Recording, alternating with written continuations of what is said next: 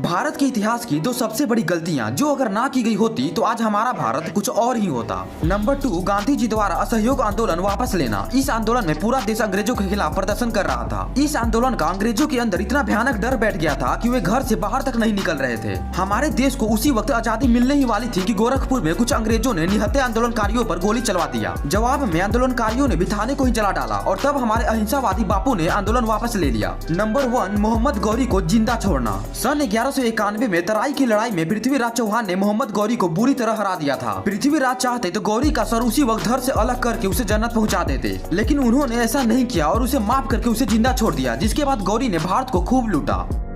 कैसे अंग्रेजों की एक गलती से उन्हें भारत छोड़कर जाना पड़ा, आइए जानते हैं। दरअसल अंग्रेजों द्वारा 1857 में राइफल के अंदर एक नई तरह के कारतूसों का इस्तेमाल शुरू हुआ। इस कारतूस को बंदूक में डालने से पहले मुंह से खोलना पड़ता था, लेकिन बाद में जब मंगल पांडे को यह पता चला कि इन कारतूसों को बनाने के लिए गाय और सुअर की चर्बियों का इस्तेमाल किया जाता है, तो उस समय सभी भारतीय सैनिक जो अंग्रेजों के लिए काम करते थे इस नए कारतूस का इस्तेमाल करने से साफ मना कर दिया। इससे गुस्सा होकर अंग्रेज के एक अफसर ने मंगल पांडे को उनकी वर्दी उतारने के आदेश दिए। मंगल पांडे उसी समय गुस्सा हो गए, उन्होंने उसे वही ठोक दिया और वे वहां से निकल गए। लेकिन मंगल पांडे जानते थे कि वे ज्यादा दिन तक अंग्रेजों से नहीं बच पाएंगे और इसलिए उन्होंने खुद को गोली मार दी, लेकिन फिर भी वे बच गए और घायल अवस्था में अंग्रेजों द्वारा पकड़ लिए गए। बाद में उन्हें फांसी के 1.5 से 10 दिन पहले ही फांसी दे दी गई, लेकिन तब तक भारत में क्रांति की लहर दौड़ चुकी थी और 90 साल बाद भारत आजाद हो गया। इसने सोचा था कि गाय और सुअर की चर्बी का इस्तेमाल अंग्रेजों को इतना भारी पड़ जाएगा। दुनिया के 3 सबसे छोटे देश कौन से हैं? ये देश इतने छोटे हैं जिनके पास खुद का ना ही कोई रेलवे स्टेशन है और ना ही कोई एयरपोर्ट है। इन देशों में कितने लोग रहते हैं चलिए जानते हैं। दुनिया के सबसे छोटे देश की लिस्ट में तीसरे नंबर पर आता है मोनाको।